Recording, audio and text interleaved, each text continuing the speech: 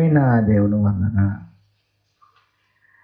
ఈరోజు జ్ఞానము అని దేవుని వాక్యాన్ని మనం నేర్చుకుంటూ ఉన్నాం. జ్ఞానముగా దీనిని మనం నేర్చుకుంటున్నాం. ఓకే, అయితే ఈ జ్ఞానము అనేది ఎలా ఉంటుందో, జ్ఞానాన్ని బట్టి ప్రవర్తిస్తే ఎలా ఉంటుందో, ప్రేమను బట్టి ప్రవర్తిస్తే ఎలా ఉంటుందో అనేది పౌలు గారు చాలా చక్కగా బైబిల్లో రాయించారు. ఒకసారి ఆ సందర్భాన్ని మనం ఆలోచన చేద్దాం. అపోస్తలుడైన పౌలు గారు కొరింథీయులకు పత్రికను రాస్తూ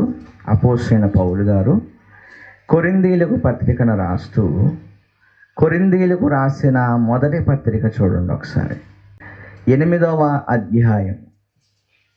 8వ అధ్యాయము మొదటి వచనం నుంచి జాగ్రత్తగా మనం పరిశీలన చేద్దాం. కొరింథీయులకు రాసిన మొదటి పత్రిక 8వ అధ్యాయము మొదటి వచనం. విగ్రహములకు బలిగా అర్పించిన వాటి విషయము. పౌలు గారు టైటిల్ పెట్టారు. టైటిల్స్ అనేవి ఈరోజు యాక్చువల్గా మన ఆత్మీయ తండ్రి గారు జయశాలి గారు మరి అసలు టైటిల్స్తోనే ఆయన మరి ప్రజల్లోకి ఈ వాక్యాన్ని చాలా తొందరగా తీసుకుని వెళ్ళగలిగారు. ఇప్పుడు చాలామంది పెడుతున్నారు, అది వేరే విషయం. బైబిల్లో కూడా పౌలు గారు స్టార్ట్ చేశారు ఈ టైటిల్స్ పెట్టడం అనేది. అది ఇక్కడ మనం చూస్తాం. టైటిల్ ఏంటి? విగ్రహములకు బలిగా అర్పించిన వాటి విషయము. ఇది టైటిల్. జనరల్గా ఈ వాక్యాన్ని లేదా ఈ అధ్యాయాన్ని మనం చదువుకునేటప్పుడు ఏ ఉద్దేశముతో మనం ఈ వాక్యాన్ని పరిశీలన చేస్తాం ఎప్పుడు అంటే, విగ్రహాలకు బలిగా అర్పించిన వాటిని తినొచ్చా తినకూడదా, ఈ కోణంలో మనం ఎప్పుడు చదువుతాం. ఈ అధ్యాయాన్ని మనం ఎప్పుడు కూడా ఏ కోణంలో చదువుతాము అని అంటే, విగ్రహాలకు బలిగా అర్పించిన వాటి విషయంలో మరి వాటిని మనం తినొచ్చా తినకూడదా అనే ఈ కోణంలో చదువుతాం. కానీ అక్కడ ఈరోజు ఆ కోణంలో కాకుండా అక్కడ అసలు ఏ కోణంలో ఏ ఉద్దేశంతో పౌలు గారు ఈ టాపిక్ని ఎన్నుకున్నాడు అనేది ఇప్పుడు మనం పరిశీలన చేయబోతున్నాం. కనుక మీరు బాగా ఆలోచించండి. అంటే ఇప్పుడు దాకా మీరు ఇక్కడ ఈ అధ్యాయం చదివినప్పుడు మీరు వినే కోణం వేరు. ఇప్పుడు ఏ ఉద్దేశంతో అసలు ఈ టాపిక్ ఎన్నుకున్నాడు ఆయన అనేది ఇప్పుడు మనం ఆలోచన చేయబోతున్నాం. ప్రియమైన దేవుని వల్లరా, కొరింథీ సంఘం అంటే సమస్యలతో కూడిన సంఘం. ఒక రకంగా చెప్పాలంటే అక్కడ ఉన్నన్ని సమస్యలు ఇంకా ఎక్కడా లేవేమో అనిపిస్తుంది అన్నమాట. ఎందుకంటే చాలా సమస్యల గురించి కొరింథీయులకు పౌలు గారు పత్రికను రాశారు. యాక్చువల్గా కొరింథీయులకు 3 పత్రికలు రాస్తాడు, కానీ మన దగ్గర ఉంది కేవలము 2 పత్రికలే. ఈ 2 పత్రికల్లో చాలా సమస్యలకు, సంఘంలో ఉన్న చాలా సమస్యలకు ఆయన పరిష్కారాన్ని చూపిస్తూ విషయాన్ని విశ్లేషించి విశదీకరించి చక్కగా ఎన్నో విషయాలు పౌలు గారు మాట్లాడతారు. అలాగే ఒక జ్ఞానము కలిగిన వాడు ఎలా ప్రవర్తిస్తాడు, ఒక ప్రేమ కలిగిన వాడు ఎలా ప్రవర్తిస్తాడు, ఇది ఆయన తీసుకున్న టాపిక్. ఇది ఆ టాపిక్లో భాగంగా ఆయన ఎంచుకున్నది ఏంటి అని అంటే, విగ్రహాలకు బలి ఇచ్చిన వాటిని తినొచ్చా తినకూడదా. అంటే ఒక జ్ఞానము కలిగిన వాడు ఎలా ప్రవర్తిస్తాడు, ప్రేమ కలిగిన వాడు ఎలా ప్రవర్తిస్తాడు, ఈ రెండిటికి ఉన్నటువంటి డిఫరెన్స్ ఏంటి అనేది ఇక్కడ చెప్తున్నాడు. చాలా జాగ్రత్తగా ఆలోచించండి. అందుకని స్టార్ట్ చేశాడు కూడా ఏమని, మనమందరం ఎవరమాట, జ్ఞానము గలవారమని ఎరుగుదుము. మనమందరం ఏమని చెప్పుకుంటున్నాం? మాకున్న జ్ఞానం ఎవరికి లేదని చెప్పుకుంటున్నాం. అర్థమైందా? ఇంకా ఏమని చెప్పుకుంటున్నాం? మనమందరము చాలా పండితులము అని చెప్పుకుంటున్నాం. ఇంకా ఏమని చెప్పుకుంటున్నాం? మనమంతా జ్ఞానం గలవారము అని చెప్పుకుంటున్నాం.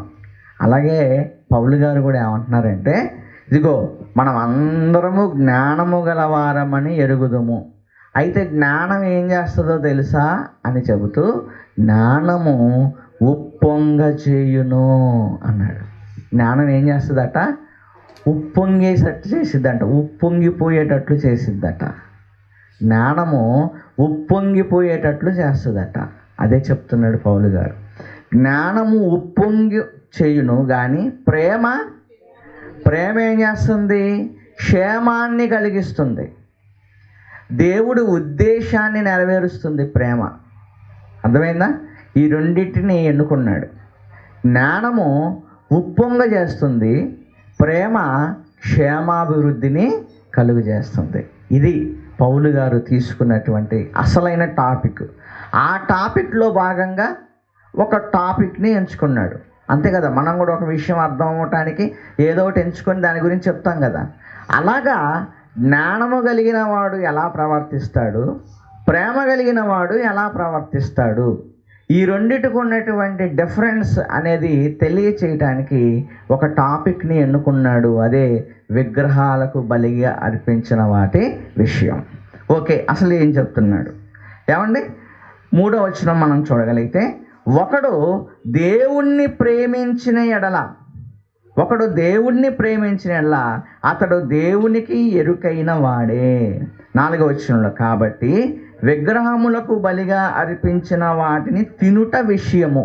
ఇప్పుడు నేను దాని గురించి మాట్లాడట్లేదు. యాక్చువల్గా ఏది తినొచ్చా తినకూడదా దీని గురించి మాట్లాడట్లేదు. ఇదంతా మీకు తెలుసు కదా, నేను ప్రత్యేకంగా చెప్పేది ఏం లేదు.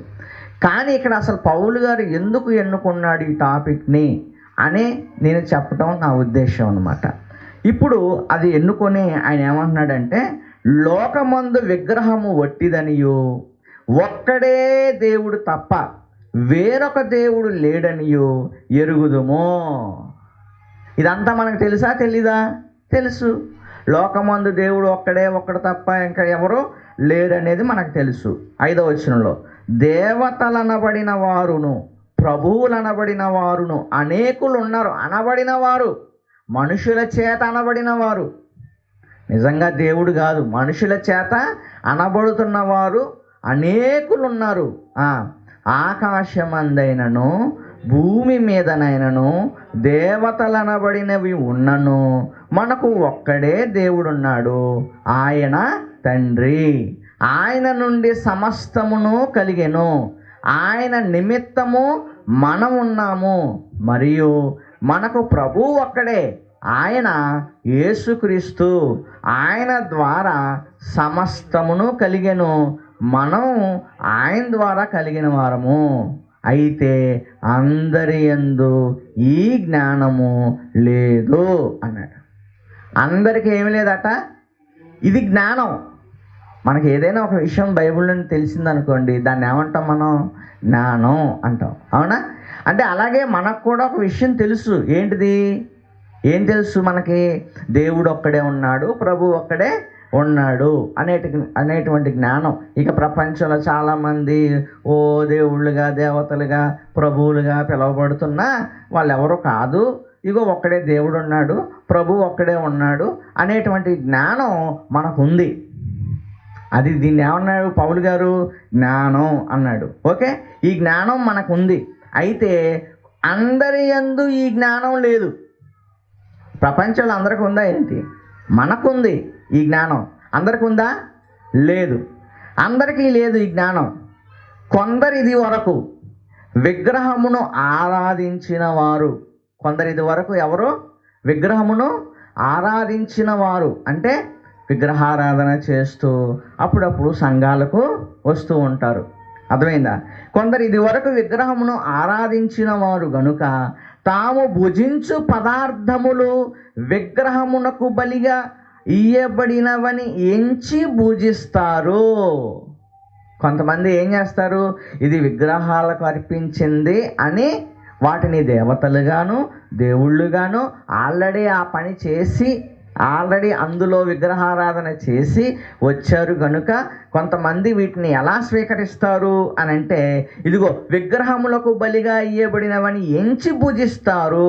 ఇందువలన వారి మనస్సాక్షి బలహీనమైనదై అపవిత్రమగుచున్నది.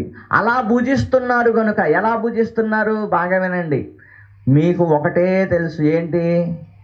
పూజించవచ్చు అనేదే తెలుసు.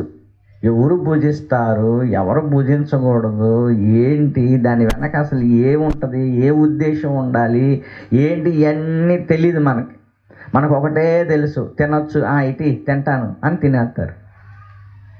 అర్థమైంది? కనుక అదే జ్ఞానానికి ఉన్న తేడా చెప్తున్నాడు ఆయన. ఏం చెప్తున్నాడంటే, కొందరు ఎలా తింటున్నారు, దీన్ని ఎలా తింటున్నారు కొందరు, అమ్మో అది కూడా దేవతే, అది కూడా దేవతే. ఇప్పుడు మరియమ్మ విగ్రహం దగ్గర పూజ చేసింది తీసుకొచ్చి మీకు ఇస్తారు, చెప్తున్నా అది విగ్రహమే కదా, విగ్రహమే. అప్పుడు దాన్ని ఎలా తింటున్నారు మీరు? ఇది ఆమె దేవత అని, ఇదిగో ఆ ప్రసాదం మీరు తీసుకొని మీరు తింటున్నారు అనుకోండి. అంటే మీ మనస్సాక్షి ఏమంటున్నాడు అక్కడ? మీ మనస్సాక్షి బలహీనమైనదే అపవిత్రమైపోతుంది. అక్కడ తినకపోవటం కాదు ఇక్కడ మనం చూడాల్సింది. మనం ఏ ఉద్దేశంతో తింటున్నాము, ఏ ఉద్దేశంతో తింటున్నాము? విగ్రహం కూడా దేవుడే, దేవతే అని మనం తింటే మనం ఏమవుతాము? అపవిత్రులం అవుతాం. అది చెప్తున్నాడు. ఓకే, 8వ వచనంలో, భోజనమును బట్టి దేవుని ఎదుట మనము మెప్పు పొందము. నువ్వు భోజనం చేసావా, చేయలేదా, చేసినందుకు ఇది, చేయలేందుకు అది ఇస్తాను, ఇది ఇస్తాను. దేవుడు అసలు దీన్ని బట్టి యాక్సెప్ట్ చెయ్యడు. భోజనమును బట్టి దేవుని ఎదుట మనము మెప్పు పొందము.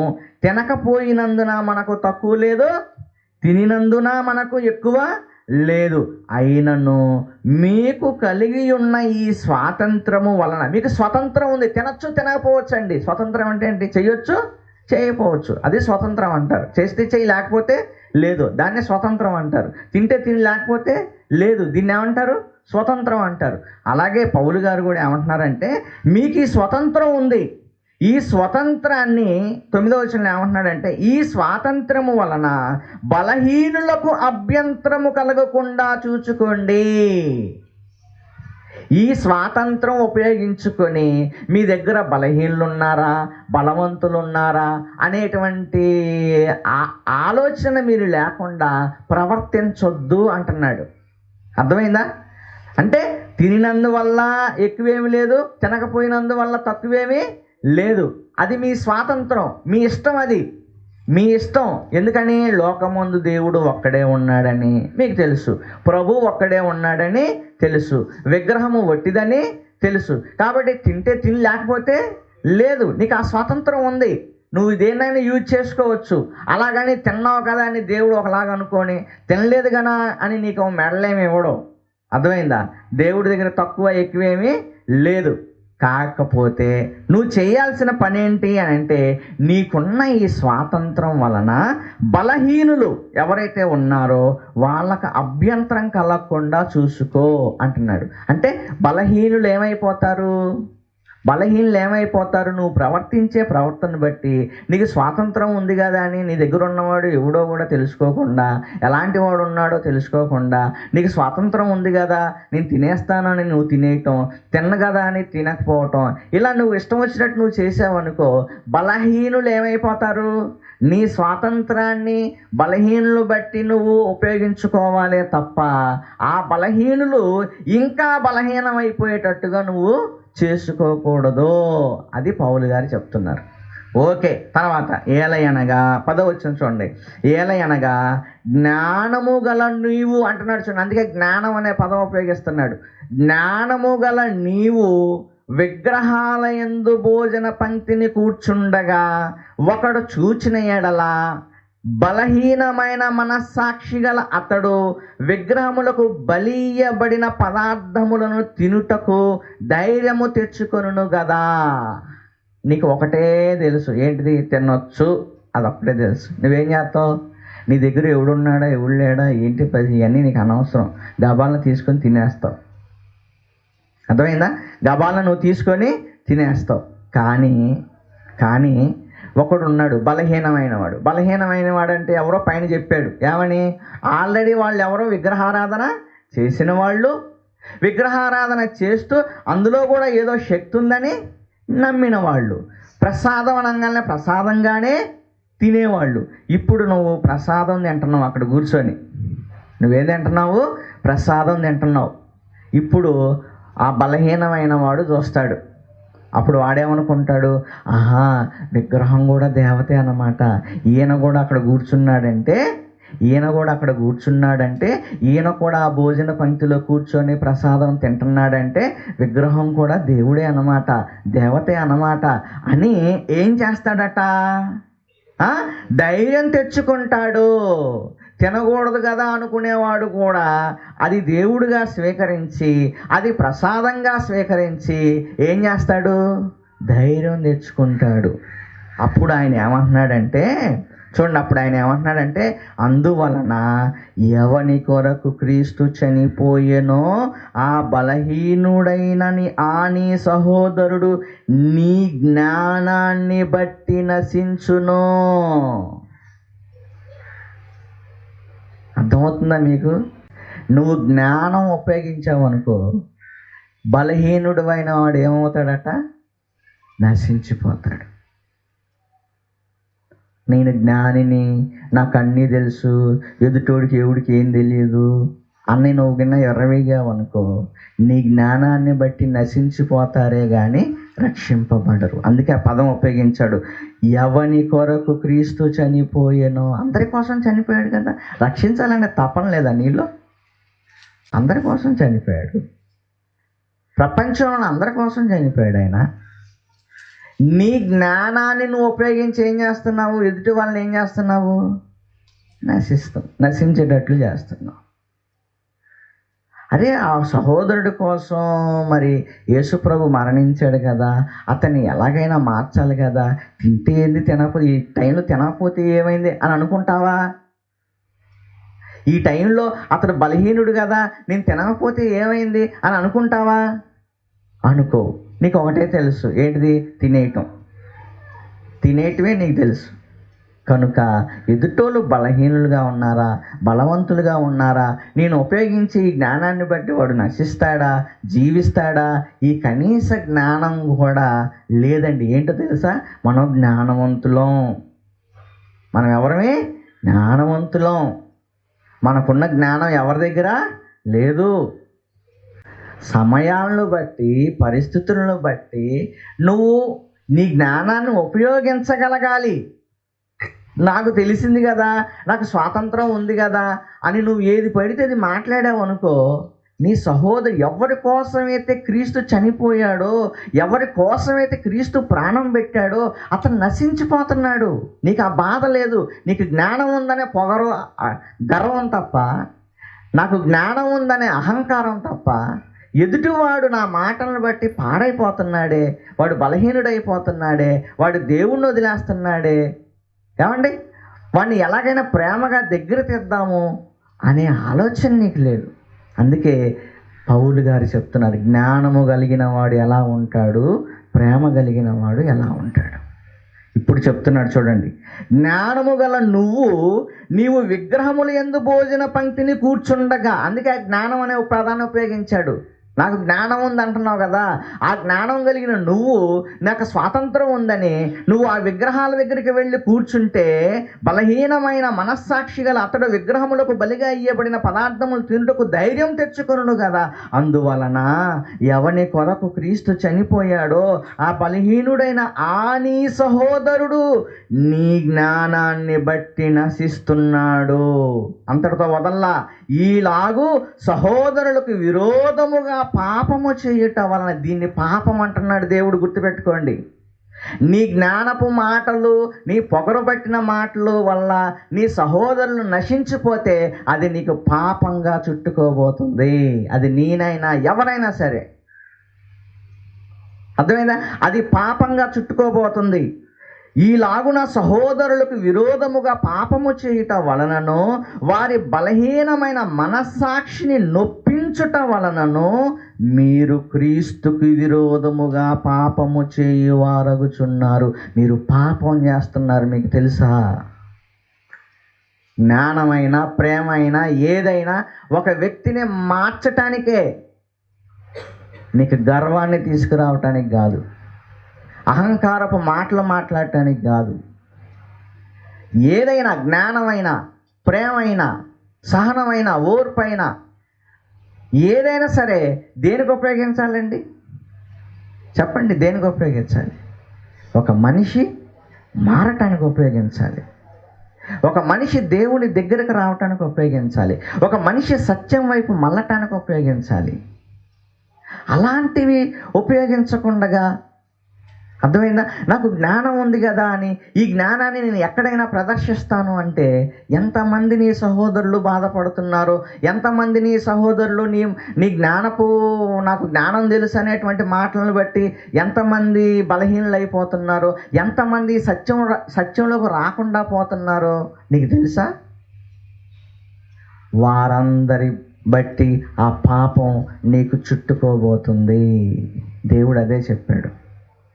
మళ్ళీ చదవండి 12వ వచనంలో, పాపము చేయుట వలనను వారి బలహీనమైన, చూడండి, నువ్వు తినటం వల్ల, అక్కడికి వెళ్ళి తినటం వల్ల ఒకడేమైపోయాడు? బలహీనుడైపోయాడు.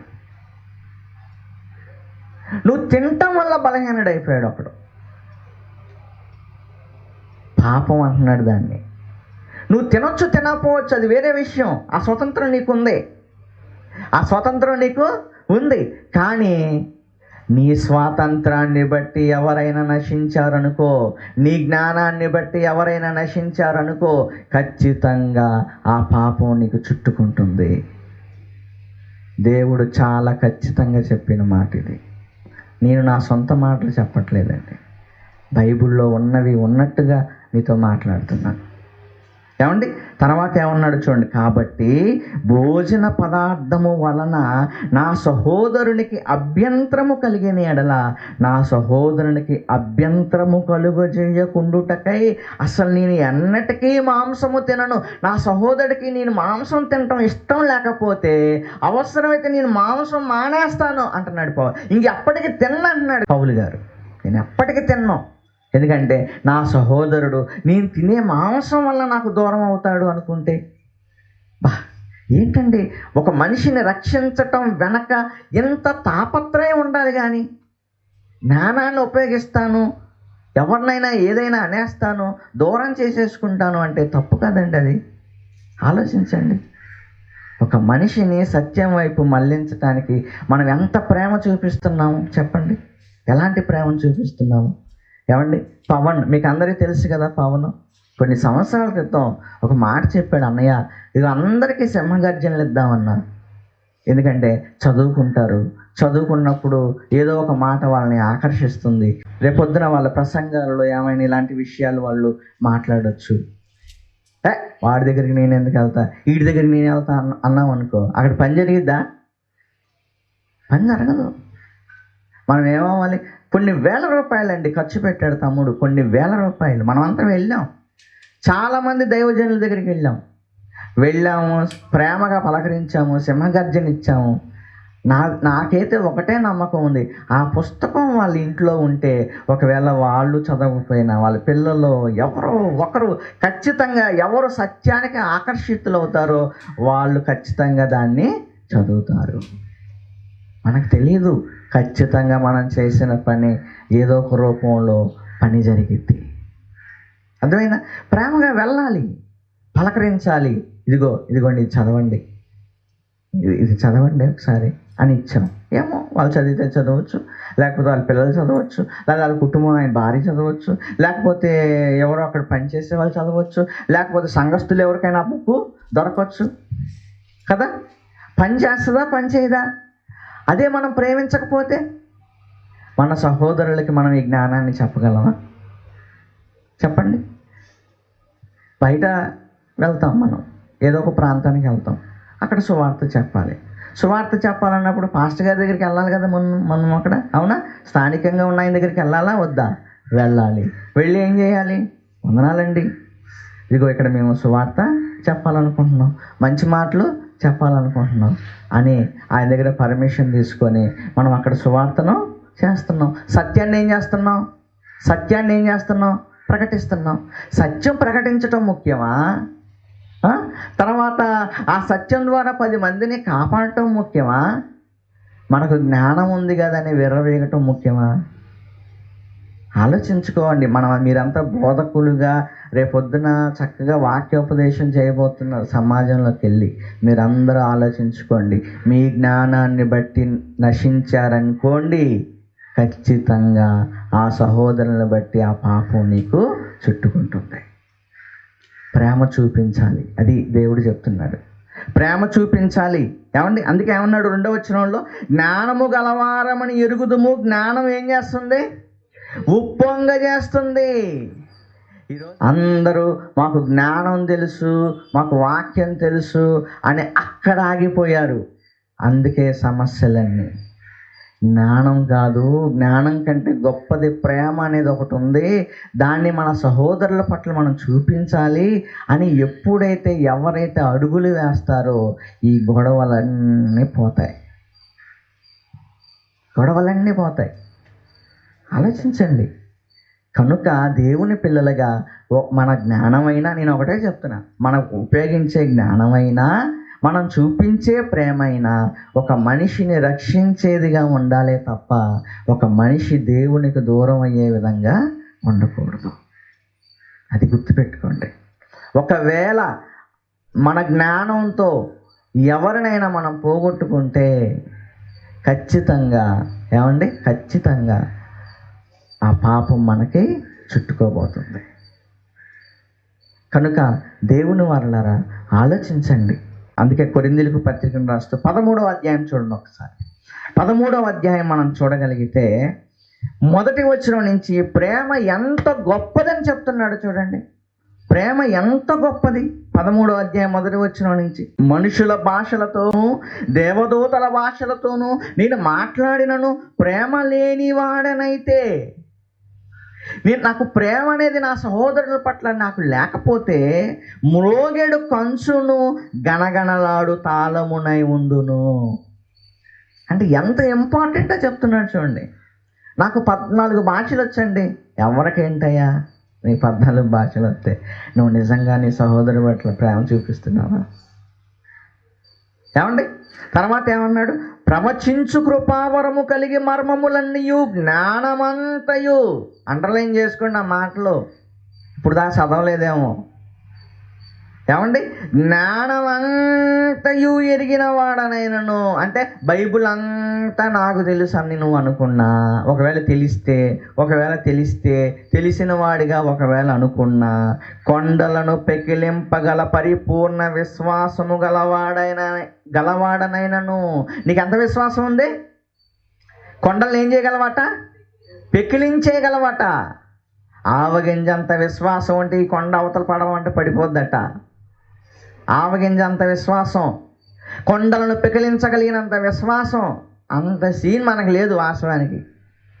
ఎందుకంటే మనకు అసలు నమ్మకం అంటే ఏంటో కూడా, నమ్మటం అంటే ఏంటో కూడా తెలియదు సరిగ్గా. అర్థమైందా? ఓకే, అంత విశ్వాసం నీకుంది, అంత జ్ఞానం నీకుంది. ప్రేమ లేని వాడినైతే నేను రాసుకోండి, అండర్లైన్ చేసుకోండి, చక్కగా చూసుకోండి, అవసరమైతే దేని మీద రాసుకోండి, గోడ కంటించుకోండి. ప్రేమ లేని వాడనైతే వ్యర్థుడను.